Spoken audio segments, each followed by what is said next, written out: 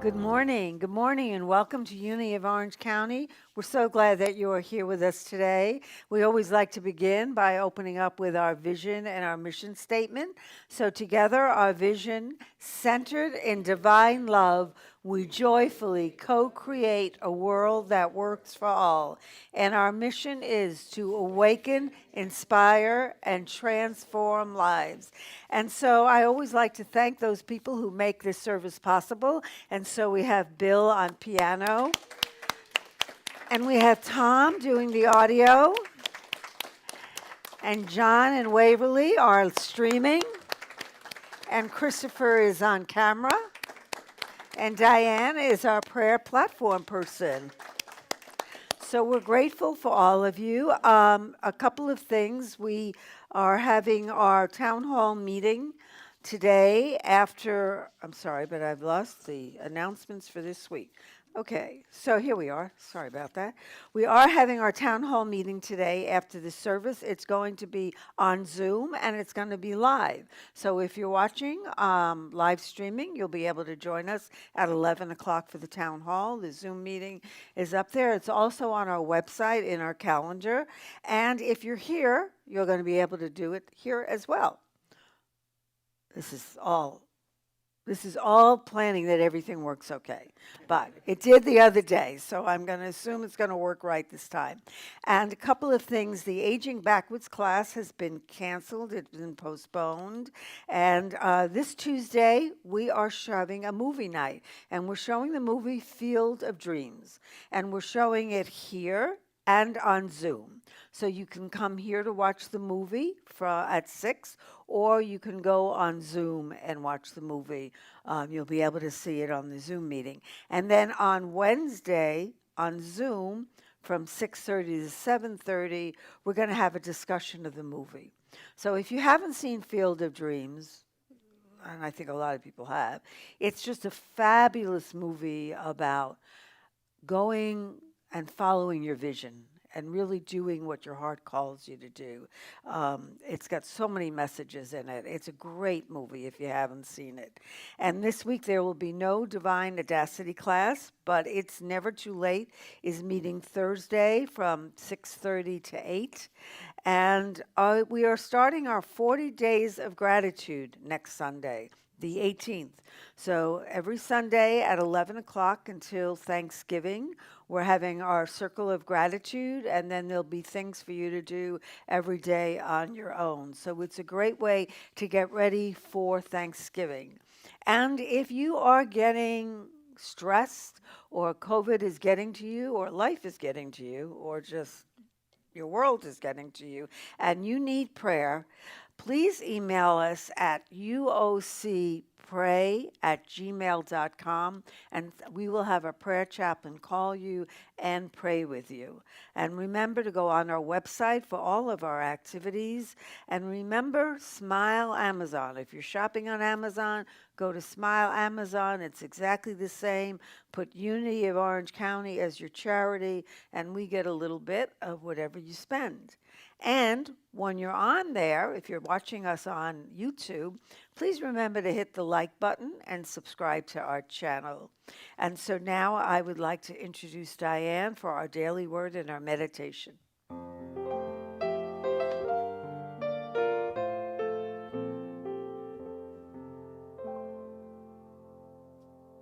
So today, Sunday, October 11th, the word is prosperity.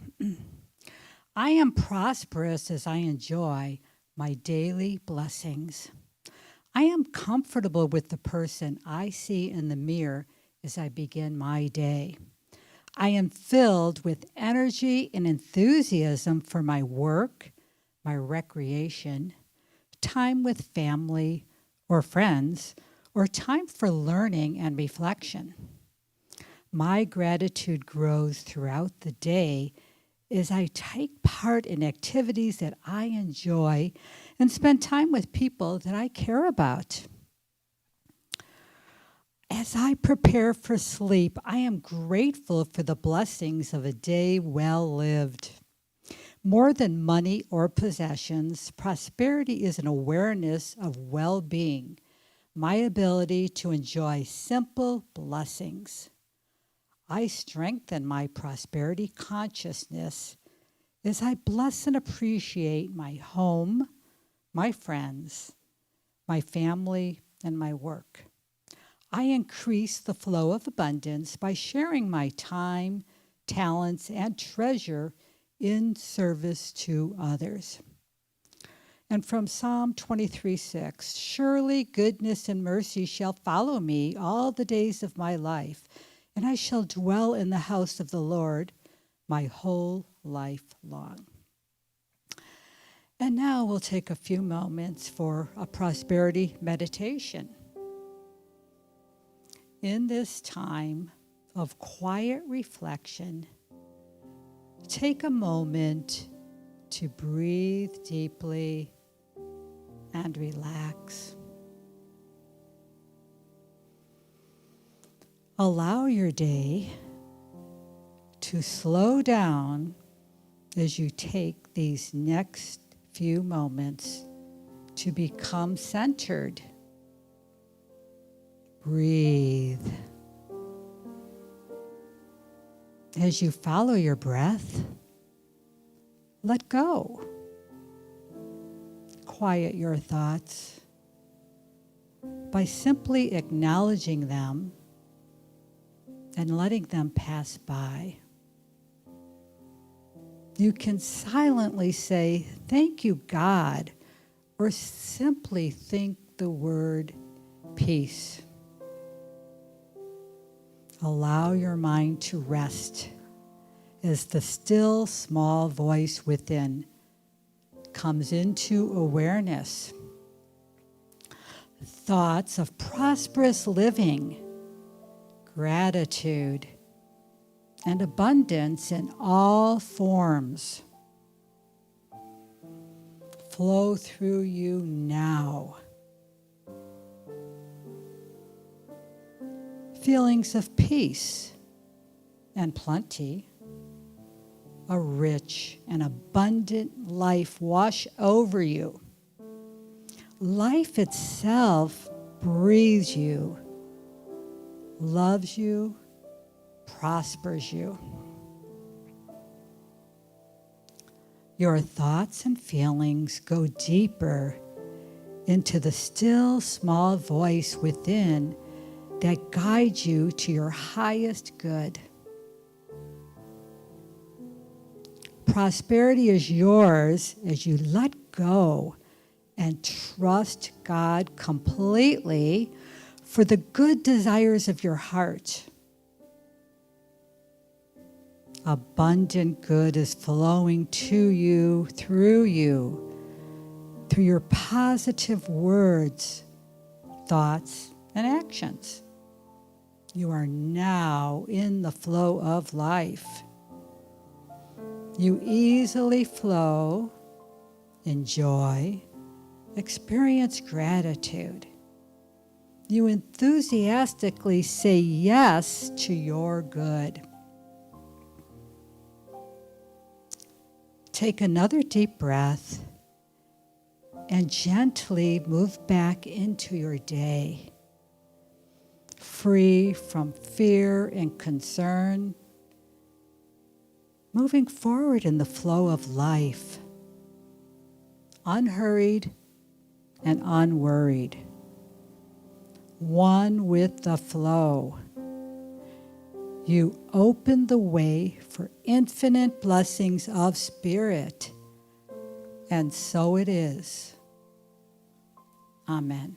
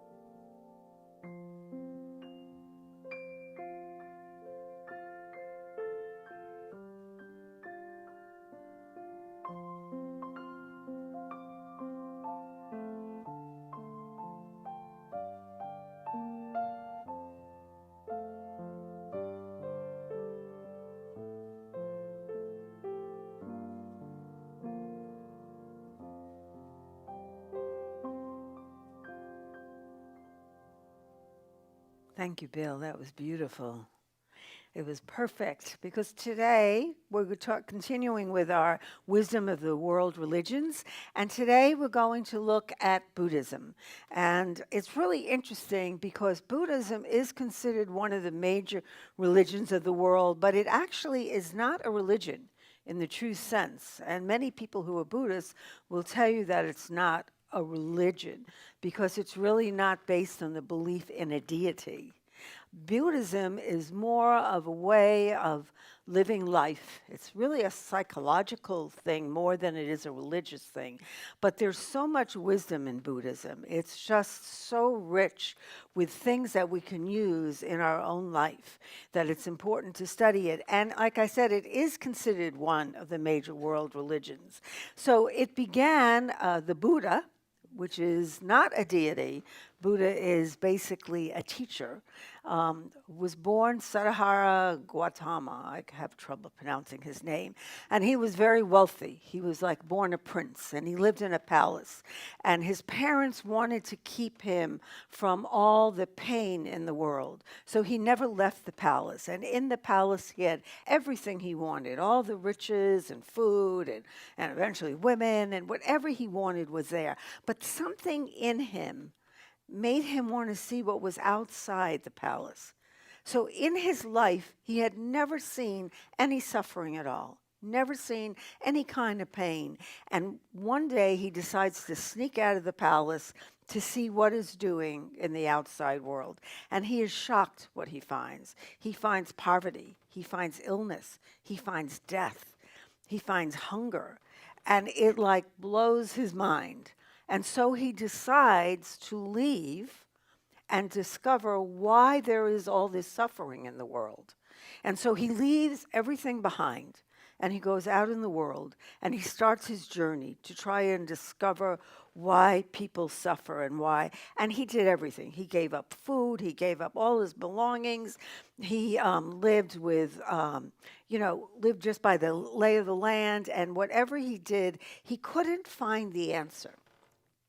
And so the story goes, one day he's sitting under a Bodhi tree, and he's sitting there meditating, and he has this experience.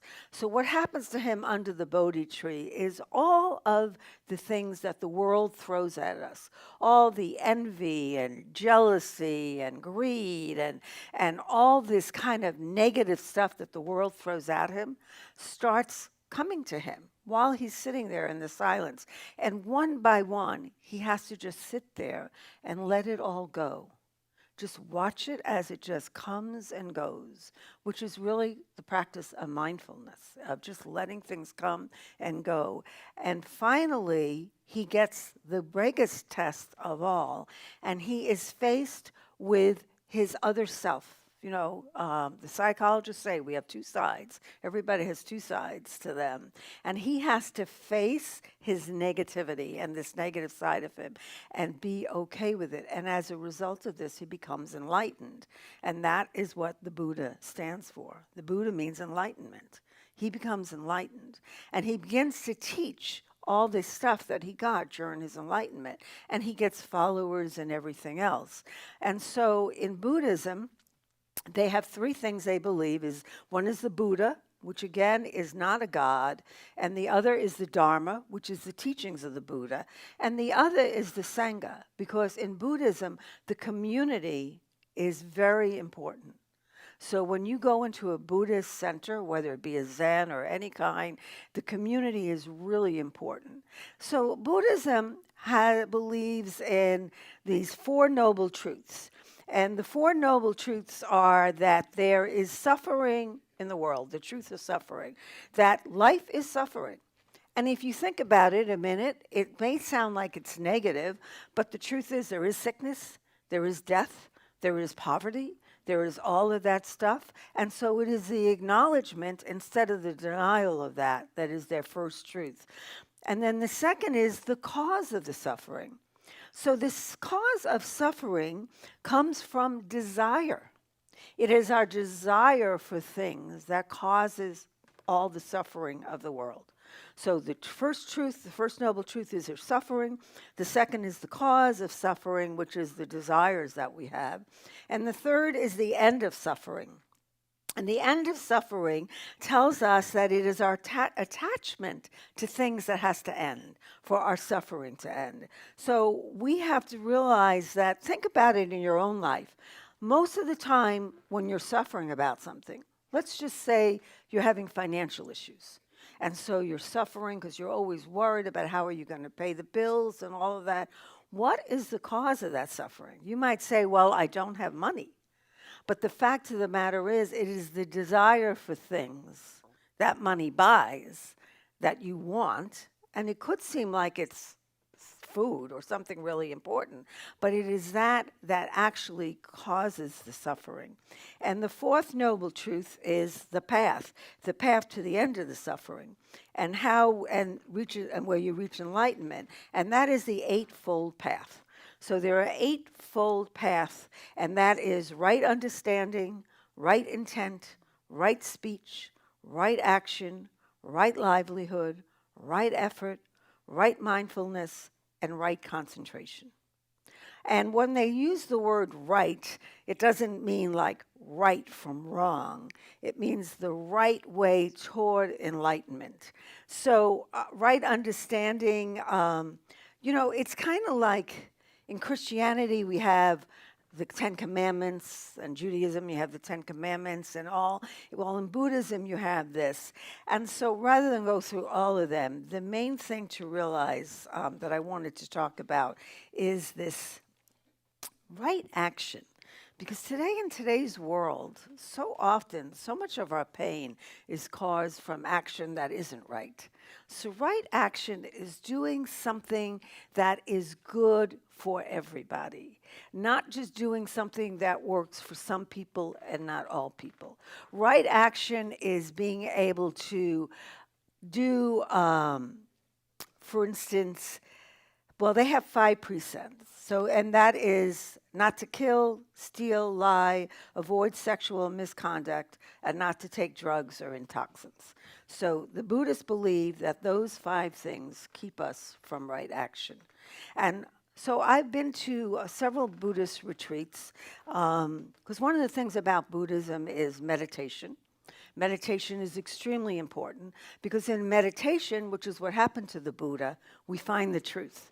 In meditation, we get our insight. In meditation, we get our enlightenment. In meditation comes all the answers. So when you go to a Buddhist retreat, there's no activities, there's no group stuff, there's none of that. It's meditation. And so the first time I went to a Buddhist meditation, it was for a weekend. And it was actually a requirement when I was in ministerial school. And I thought, oh my God, I got to. So, and meditation is 45 minutes. It's not 10 minutes, it's 45 minutes. And it's 45 minutes sitting meditation, then 45 minutes walking meditation, then 45 minutes sitting meditation. Then you eat in silence, and then you go back to the meditation. And by the end of the weekend, I was like, well, thank God it was just the weekend. So I did that for 2 years, and I came out of school, and then Christopher, who had been going to longer retreats, had said to me, let's go on a 10-day retreat up to IMS, which is the Insight Meditation Society, and do a 10-day retreat. I'm thinking, 10 days. He says, the food is great. I thought, okay, great vegetarian food. I'll go for 10 days. I'll eat. They won't know whether I'm there or not meditating. I'll just go off. They had thousands of acres of woods. I thought I could escape. No one would know if I was there or not. So I'm there and I'm eating and I'm hiking and I'm trying to avoid as much as possible because I'm sitting there in the meditation hall and it's like everybody is getting it. You know, they all are sitting on their cushions and they are just looking like they're getting enlightened. And I'm there with my mind going, when is this over? This is, well, watch, you know. And you can't bring anything there. You can't bring cell phones or anything like that. And I'm just miserable. So it is like the 8th day of the retreat. And I'm thinking, 2 more days. I have to survive 2 more days. I actually, the second day, I wrote a note because you can't talk. So I wrote a note to Christopher and I put it on the board saying, I want to go home. Can I go home? Anyway, and he sent a note back, no. So it's like the 8th day, and I am just so uncomfortable in my skin because I am the only person there. I am sure I am the only person there not meditating right. There's no guided meditation. There's none of that. That sometimes the teacher will talk for maybe 5 minutes, getting you ready to go into the meditation, but there's none of that. There's no music. There's nothing except you and your mind, which is the whole idea of meditation in Buddhism. It's the clearing of the mind. And unless we go in and sit with our minds, guess what, folks? We can't clear it. We can't find out what's going on there. We have to take that time. So it's like the 8th day, and I'm thinking, oh, God. And it may have been the 9th day, actually. And I heard this voice, and the voice said to me, and I think it was Jesus, who was also hanging out at the Buddhist Center, said to me, go into the closet and shut the door.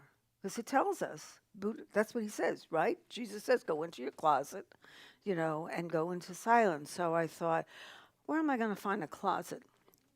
So they happened to have in the back of the meditation room this closet where they stored all the meditation cushions and benches and everything. So I was like, well, I'm going to go meditate in this closet because obviously it's not working in the room with 100 other people because all 100 people are meditating except for me. I'm sure of that. So I go into the closet and I get my cushion and I'm sitting there in the closet going, okay, if it's Jesus who told me to come into this closet, I need help here. So I'm sitting there meditating, and it happened. I mean, it happened. It was like I couldn't believe it. When it was over, I couldn't believe it. And then I thought, I had tears in my eyes and everything, and then I thought, I can now go meditate. And for the last day, I was able to. But the thing that I loved about it, and I went back 2 other times for month-long retreats. Try a month of just meditating and being in silence for a month. But there's something about Buddhism that has always attracted me. And one of the things is the way that they live. So when you're at these retreat centers, there's no door locks. You don't lock doors because part of the thing is you don't steal. When you go to a retreat, you agree to these 5 precepts. You agree not to steal, not to take something that isn't yours, to speak poorly of somebody, to not use any drugs or alcohol or intoxicants, to not do all of that.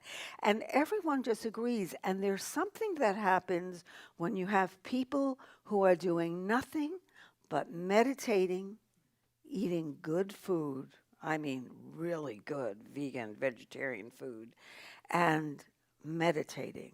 It is this unbelievable environment.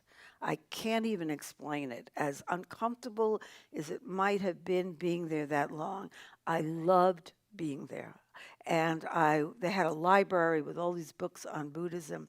To me, there's something beautiful about this belief. And there are many people who are Buddhists who are also Christians and Jews and other religions because it really isn't a religion. You can believe in their teachings. And it always made sense to me because there is suffering in the world. So right now, with everything going on, right, with the virus and all of that, there's definitely suffering. People are suffering. I have a friend of mine who's a therapist, and she says the longer it goes, the more people are in depression and they're having problems because they're just getting sick and tired of this, right? I don't know about anyone. I'm sick and tired of it. I'm done. Thank you for the mask, but I would love for the mask to be gone. I would love to be able to hug people. I would love to be able to go see my grandkids. I would love to be able to go back to life the way it is. And when things are taken away from us, we suffer. We suffer. And so Buddhism gives us a way to deal with that suffering and not be in denial. And one way is through meditation. When we meditate, we get to come to a place And try sometimes, I don't know how you meditate. You might meditate through guided meditations or music or whatever, but there's something about sitting and just sitting in the silence and watching the breath and being aware of the thoughts. You know, because if you sit there and you kind of think of your thoughts like Christopher does a meditation where it's like your thoughts are being written on this blackboard. And as you see your thoughts, you just take an eraser and you erase it. And then another thought comes and you erase it in your mind. Another thought comes and you erase it. And when you do this long enough, when you watch the thoughts come and don't judge them, don't like I shouldn't be thinking this, you just let them go. You just erase them. That your mind comes to a clear place. And when you live by right living, one of them is like right livelihood, when you're doing work that you love to do, and not doing things that go against what you believe, you feel good about yourself. Just one other quick story, and this happened as a result of this going to these meditations. So I worked in a business. I worked in the insurance business, and for years I loved it. And when I first met Christopher, he said, "How can you still do that work?" And I said, "Oh, it's great. I make a lot of money. It's very good. I like the company and all of that." And then something happened and the industry changed. And all of a sudden, I was no longer comfortable. I didn't like what the company stood for. I didn't like what was happening. And so I went on this retreat. And all of a sudden, I realized, I can't work here anymore. I can't work for someone who goes against what I believe, goes against my values. And so I wound up leaving the job. And I made a lot of money at that job. It wasn't easy leaving that job, but it no longer fit. So Buddhism is about being okay in our skin, being right with the things in our life that we're right with, and in going within. So when things are difficult, and I do this. Things are difficult. I turn on the TV or I watch a movie or we get out of ourselves. We try and get out of ourselves to end the pain because we don't want to feel the discomfort that we're feeling. But try going within. Go do the opposite of what you think you should do. If you can do that and practice it enough, you might find that the end of that pain is in the silence. But it's sitting there going through that pain. So one time I was there and I got filled with anxiety and I tried everything. I tried eating, I tried walking in the woods, I tried everything. I could not get rid of this anxiety. So I decided to go into the meditation room and sit on my cushion and just feel the anxiety. I just sat there and I just let all that anxiety, just whatever. And you know what happened? I didn't die. And what actually happened is it left. I was actually able to sit there long enough for the anxiety to leave. So it goes against what we think in the world, but it works. So we're just going to do a short meditation now. I invite you to close your eyes, and we're not going to have any music, and to just take a few moments and just watch your breath as it goes in and out. So take a deep breath, and wherever you feel your breath the most going in, it could be the nostrils, it could be the mouth, it could be the stomach. Just kind of see the breath going in and then going out. And just do that for a few breaths. Watch the breath going in and going out. Going in, going out.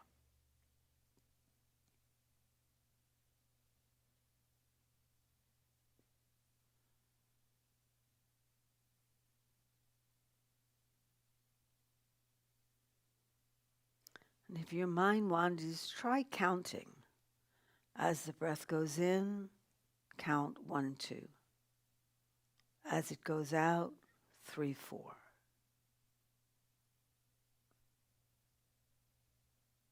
If your mind wanders, just bring it back to the breath.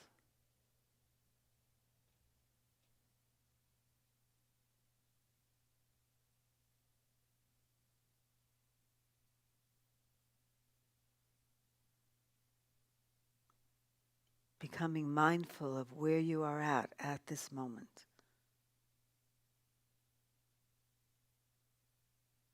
If thoughts from the past come up, just watch them leave like a breath of wind taking it away.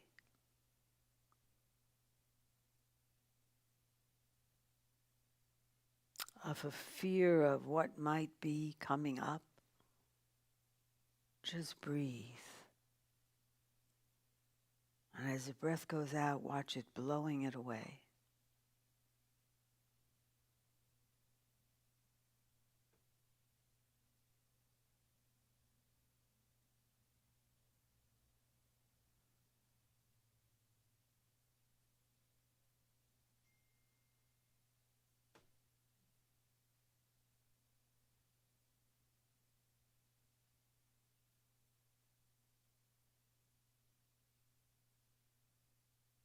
When you pay attention to the breath, you are being mindful. All of our difficulties appear from living in the past or the future. Right now, in this moment, in this now, there is nothing to fear.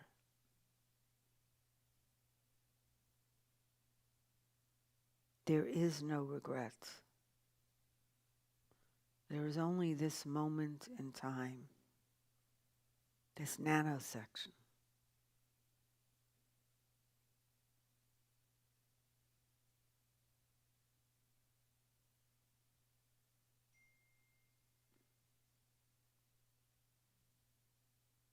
I invite you to take another deep breath. And when you're ready, open your eyes. Living in the moment, living right now, is the answer to all of our difficulties. When you are facing something in your life and you can't handle it, just take a moment to stop. Whatever you're doing, just stop and breathe and become centered in the moment. And ask yourself this question: how is your now? Not how is your past, not how is your future, but how is your now? Right now in this second, we are okay.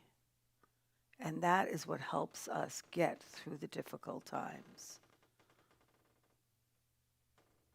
So remember, life is lived in the moment. We may think it isn't, but life is lived in the moment. So have a good moment. Have a good life. Namaste.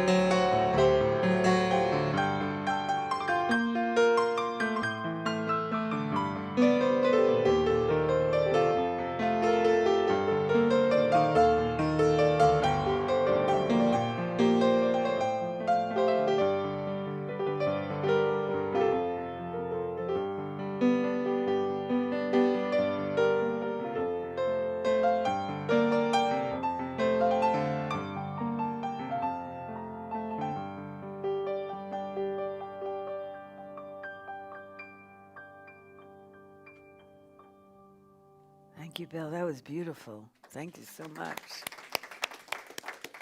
Here at Unity, we have 5 basic principles that we believe in, and we always like to go over those. And so if you would go along with us, they are on your screen. Together, 1, God is all good and active in everything, everywhere. And 2, I am naturally good because God's divinity is in me and in everyone. And 3, I create my experiences by what I choose to think and what I feel and believe. And 4, through affirmative prayer and meditation, I connect with God and bring out the good in my life. And 5, I do and give my best by living the truth that I know. I make a difference. And one way we make a difference is through the law of giving and receiving. And so we appreciate all of your gifts. You can give via text, texting 77977, and in the message put UOC Give. You can go on our website to the donate button and donate there. You can download our app, go in the App Store and download our app, and you can give through there. You can mail it in, or you can give if you're here today. So if you're ready to give your gifts, I invite you to take your gifts in your hands as we say our prayer together. Divine love through me blesses and multiplies all that I have, all that I give, and all that I receive, and I am grateful. And if you are here, we have a box as you go out by the exit to drop off your gifts. And I hope that you join us next week as we continue our series. And I think we're going to do Sufism. So join us next week, same time, same channel. And now we will close with our prayer for protection. Together, the light of God surrounds us. The love of God enfolds us. The power of God protects us. And the presence of God watches over us.